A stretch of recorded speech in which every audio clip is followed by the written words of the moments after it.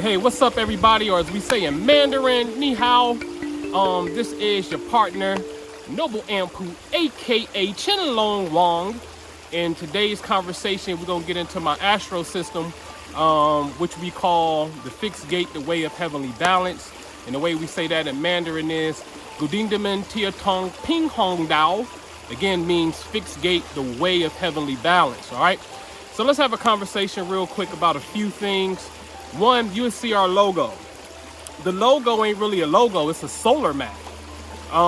It's a solar calendar, all right?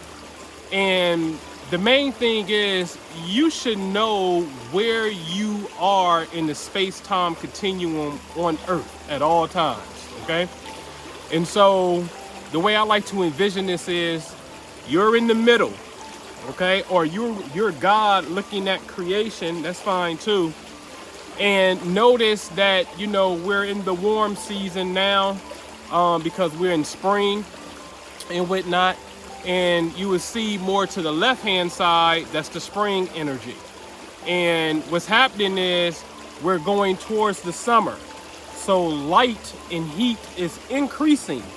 So when we get to the tippity top, we start to get more to our fire element. And we start to move more into the hot season officially, right? And then what happens is we then move to the fall equinox, and then we start to move into the yin season, which it starts to become cool. Then when we hit the winter at the bottom, we move into the cold season, more on the bottom left, and now we back into this whole, you know, yin yang flow. Now this is very interesting because a few reasons why. Is because when you look at what I would call the psychology of God's balance, right? It's not tit for tat. When it comes to our reality on where we are on Earth, and that's very important to understand because if you live on the equator, your reality could be different. But when it comes to our reality, right, you will see that there are the 3 months in the warm season, 3 months in the hot season. You can call those yang, which represents masculinity or the active force of nature. And then we spend 3 months in the cool, 3 months in the winter, which is the yin, going back into the dark aspect or the cool aspect. So 6 months on, 6 months off. 6. So for me, that's what the star represents. The star represents a beautiful collage of cosmic synthesis of which taking place, which also then translate into the 6 rays of light of the visible spectrum. So there's no such thing as there's 7 colors in the rainbow. No, it's not. It's not. It's 6. Okay, you do not see indigo. It's a fact. It's recorded. Isaac Newton is infatuated with the number 7, and he put indigo in there. So man is created on the 6th day. Is really symbolic for the 6 frequencies of light. That's all it's talking about, okay? So this is why it's important to really get into this and not be a parrot, because you can be saying something. And when I listen to people, like, they say they channeling information and it's coming from the Pleiades and they writing these books and they talking about, yeah, and the 7 colors in the rainbow. I said, nah, that's not a channel. That's human. And it don't mean that a channel can't be real, but I just know that that statement is scientifically false. It's not true, okay? So anyway, which then really takes us into the chakras. Man and woman is different. So why would we, the question would be, do we have the same chakras since we're both different beings anatomically? That's the question. But anyway, so when you're looking at this solar map, okay, notice there's a black dot at the top, and that's the sun. And the reason that it's black inside of the white field, because the white field represents more daylight. We just said, look at it closely. Spring, summer. So spring and summer, that's more daylight. But the sun is black, simply symbolic for, and the first day of summer at the top, the sun starts to decrease. So now I'm about to put you on to something, and I'm sorry, but your sense of perception is about to change. And you're no longer about to really wholeheartedly enjoy summer like that. Because on the first day of summer, the sun starts to decrease and we're losing light. And every day that you stare at the sun at sunset or at sunrise, it's going to come up and set a little bit more to the left of what you're looking at. Guarantee it's going to pop up a little bit more to the left, okay? So now, since you know this, your perception of time is about to speed up, okay? So that's the caveat to this thing. It's going to speed up. So anyway, the winter, where you see the light sun, the white inside of the darkness, because in wintertime, fall and wintertime, it's more nighttime than daylight. So now the sun at the bottom when it hits winter is white because what? Technically on the first day of winter, the sun is starting to increase in its journey again. See, you got a right as a culture to pick which you want to be the new year. Some people like the spring equinox. That's what they like, the spring equinox, because they're looking at nature's comeback, it's blooming and things of that nature. Me and Jew, when we really look at it, if you really dialed into the sun, that attend this, right, then the winter solstice is really the ticket, because the sun light is about to increase. The days get longer, although it's the first day of winter. What a beautiful oxymoron. God is a weirdo, okay? And you got to understand heavenly balance. That's why, again, we call this Gudingdom and Tiatong Ping Hong. Tiatong Ping Hong, heavenly balance, okay? So anyway, this is a beautiful system. And then, watch this. And then this solar system that we live in is a fractal 4 reality. I wrote a paper on this called Fractal 4. Fractal 4 is like, for example, you have the 4 seasons, right? You have the 4 cardinal directions. Then you got 4 lobes in your brain, 4 lobes in your heart. Even when you start to get into the blood type, you'll start to see it's only 4. A, B, O, and AB together. Now you can add the allele and get 8, but the core is 4, right? Then when you get inside of amino acid structures, you start to see, what is it? Adenine, I think it is, or arginine it may be called.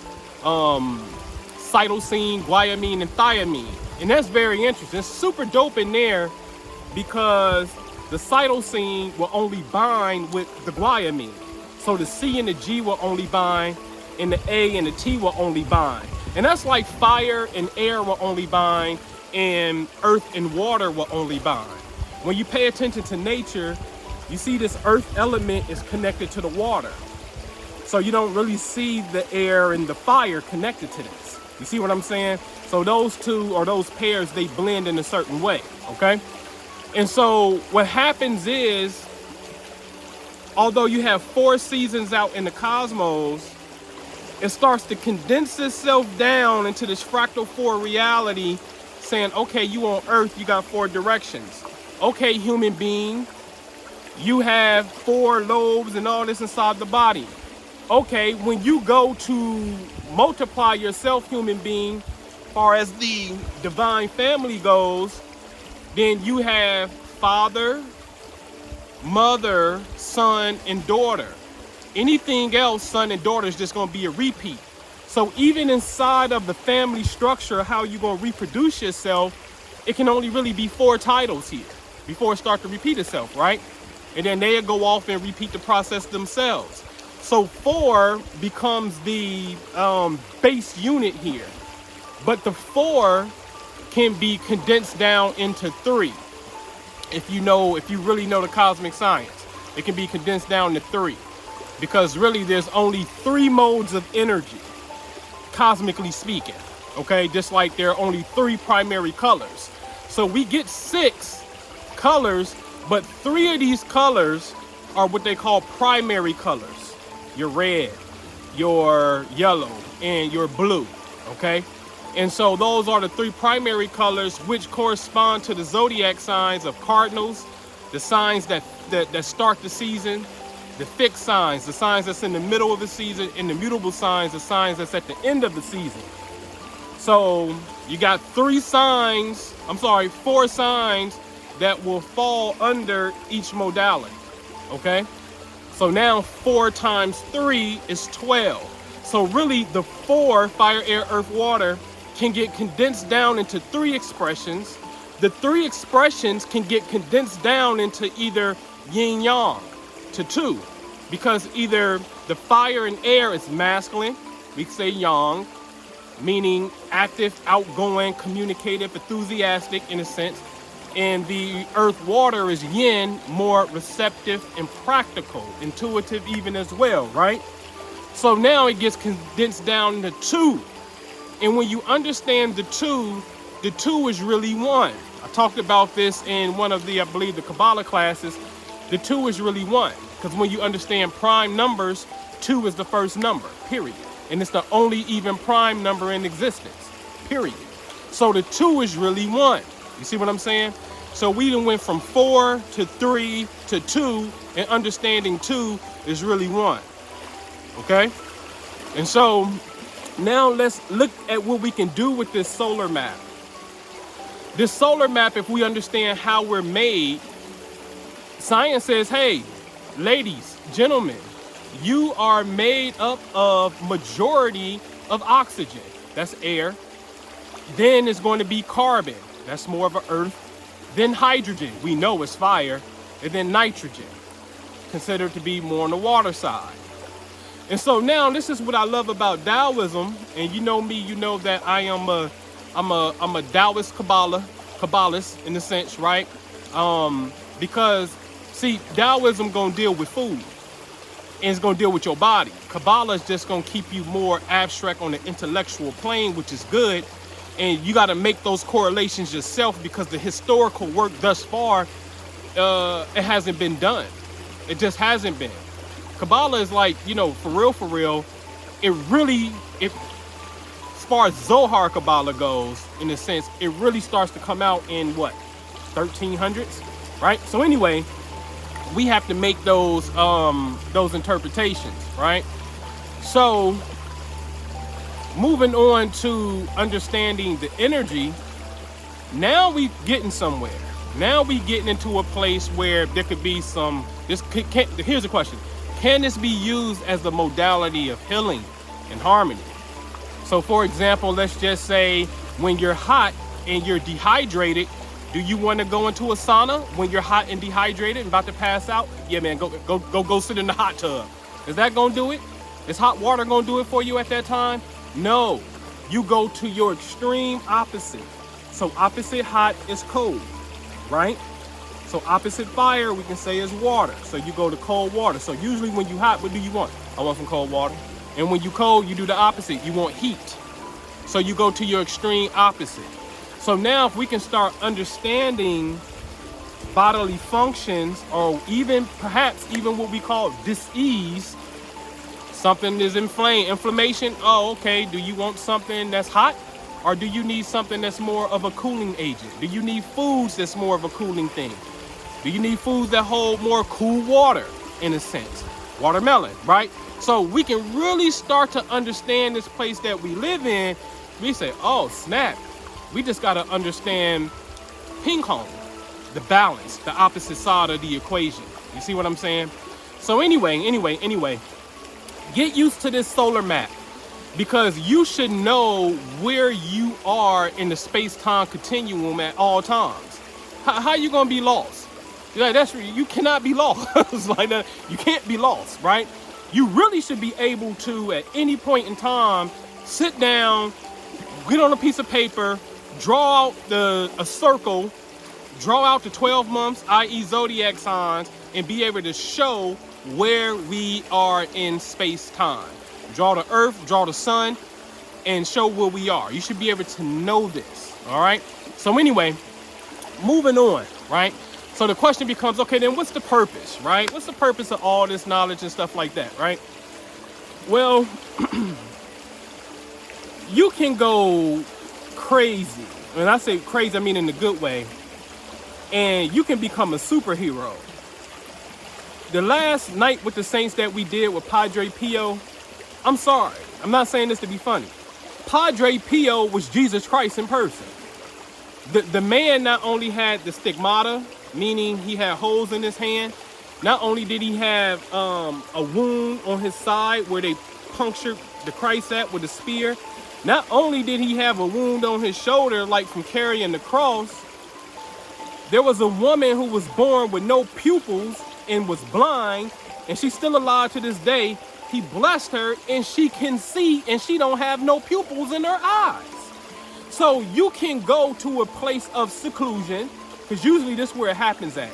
You go to a place of seclusion, and you tap into the power of your belief, whatever that system may be. Clearly, it don't matter what system it is, right? And you tap into the power of your belief.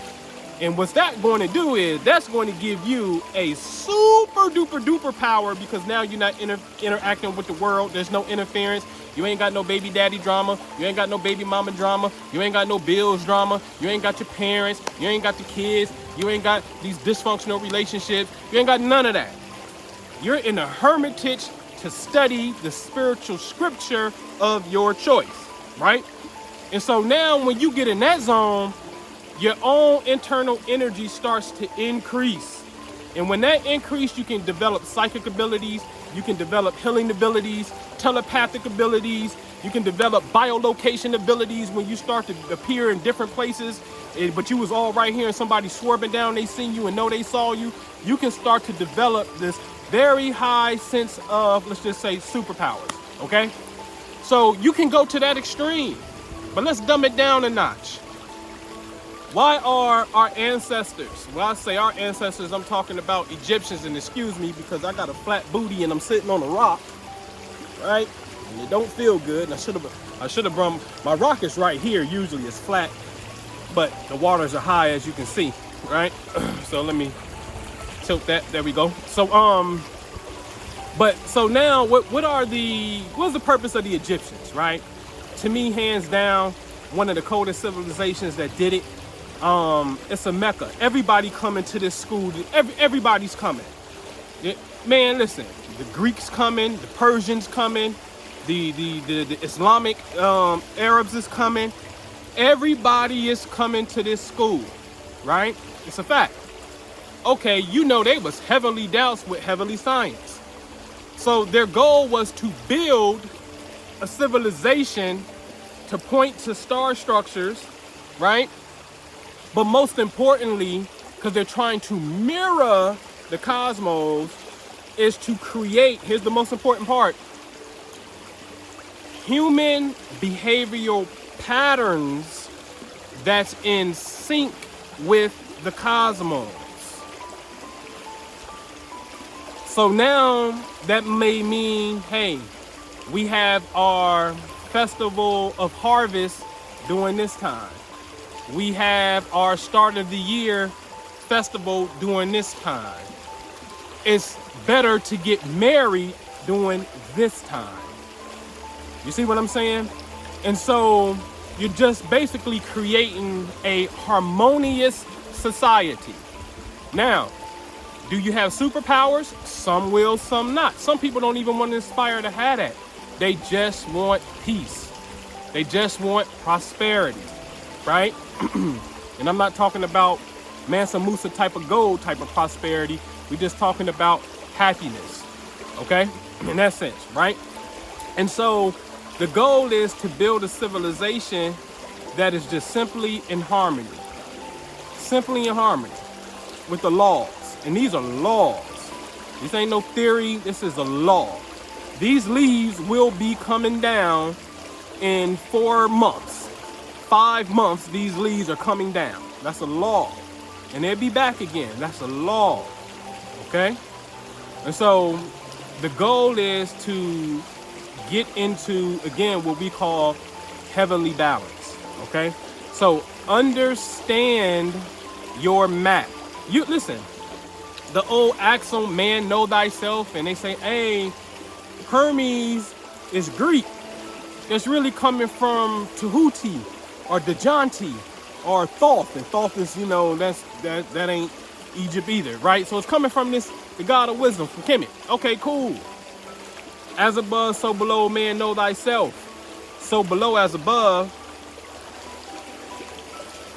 You should know, man, listen. You should know your chart. How you gonna be looking at everything else and you don't know your chart? That's your star configuration. That's your star power. You should know it. Every single planet, the sign is in and the house is in. Bare minimum. You should know that. It's yours.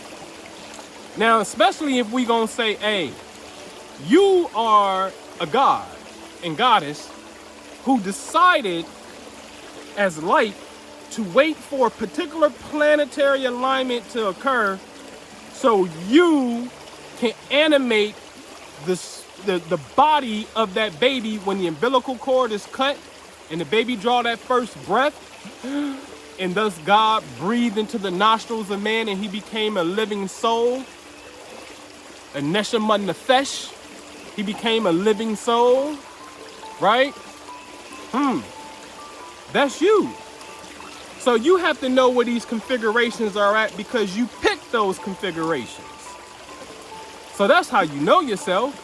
Because what happens is, you got to understand this. Look at a battery terminal, positive and negative. Electricity exists between two poles. It don't care about positive and negative like that. Meaning, in the human translation, get with somebody that's square you and watch how bad they get on your nerve and watch how unharmonious the relationship will be if it's a true square. Meaning, they got a cluster of energy in this sign. Let's pick on Capricorn. And let's just say Aries is on the other side. And they got a cluster of energy in Aries for the other person. It's going to be a problem. Fire and earth. What happens when fire and earth happens? You see it. It's a forest fire, which can be good for the forest for the rebirth, but it ain't really good at the moment, right? Or that fire gets put out. You ever seen people put cigarettes in sand and the earth element, the fire gets extinguished, right? So that becomes a problem because you don't know yourself. See, all electricity produces magnetism, yes? Okay, well shit, you got a heartbeat, you got a brainwave, so that means you are creating magnetism. So you're drawing everything to you, right? We draw shit to us. So now when we draw incompatible people to us, we don't know that they're incompatible, but we can know if we get into just a basic understanding of ourselves. Which brings me to 2 points and I'm gonna close. And man knew his wife and she begat Cain and Abel. He didn't say man had sex with her. And man knew his wife. And the word really means know. So it's something that you need to know. It don't mean sex. It means you need to know. And I'm going to get into that in the Kabbalah class. Okay? What that is. Okay? So that's one. Think about that. Two is this. The energy of the cosmos is a spiral. Look at the Milky Way galaxy. A spiral that we live in. Look at the crown of your head for those of us who got brush waves. The crown, or, you know, where the back part is, there's a spiral there as well. Interesting because all energy starts in the form of a wave. That was taught in Egypt by Ptah, the mound god. The mound looked like a mountain, that's a wave of energy. Shout out to Young Master. She said, Noble, Aquarius is not the water bearer. Those energy, that water, that's waves of electricity. That's light. That's ether. Because Aquarius is an air sign. I say, yeah, that's why they call you Young Master, right? So anyway, the energy spirals down. Again, 4 seasons, 4 directions, then 4 comes inside the body. Our job is to spiral back. We have to create a spiral of evolution for ourselves. Hence, those become the societies and the civilizations that are living within harmony. One of my favorite is Moorish Spain. So you got the Egyptian aspect. Moorish Spain is off the chain. And I dare say Wudang, the Wudang Mountain of China. You know, that's very, very spiritual. Not necessarily technically advanced, but more spiritual in a sense, right? But anyway, we're in the beautiful space-time continuum now because nobody is being persecuted for anything. You're not being persecuted from the color of your skin, for your religious belief, for your practices. There's a toleration for every single thing now, which means what? You are really in the golden age. And I don't know if we know that, but I know that I have to play a role in helping facilitate that, articulate that, and most importantly, preserve that, because after a golden age is a decline, which usually takes you to a dark age. And then after a dark age, when you start coming back, that's called a renaissance, like the Harlem Renaissance. You see what I'm saying? And right now, we're in the beautiful space-time continuum where we can do this great, beautiful, divine work, record it properly, share it properly, and most importantly, when I say do the work, living it, okay? So understand your own birth chart. You should know that. Because you see, before you go into a whole nother system of Kabbalah, and you got to remember 22 letters and what they mean, and the 10 Sephiroth and things of that nature, you should know yourself. Because all these energies and what it's about to be talking about has something to do with you. It does. It has something to do with you. So as a sun sign, as an Aquarius, that's my predominant disposition. There's a possibility that I have 11 other dimensions to myself, meaning these 11 other signs are somewhere in my chart, and I may have planets there, and that dimension, that other self, has to come out. It has to be nurtured at some point in time. So there's at least, outside of your sun sign, 11 other dimensions that you need to understand about yourself. Okay? All right? All right, so get on your chart. And for those of you, once you know you mastered your chart, then go ahead and come over and study Kabbalah.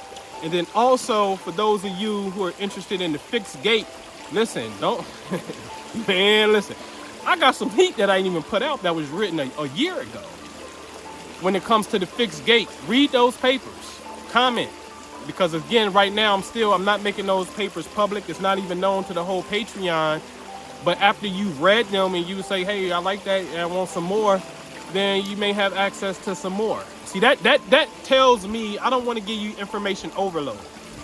This is some real serious quality stuff here that's about you understanding it and being able to assimilate it into your life, okay, as a practice. All right, man. So do that, and that's it for the day. I'm gonna enjoy some nature, I do some Tai Chi, and do my thing. All right. So this is Chen Long Wong signing out, and I'll see y'all on the next one.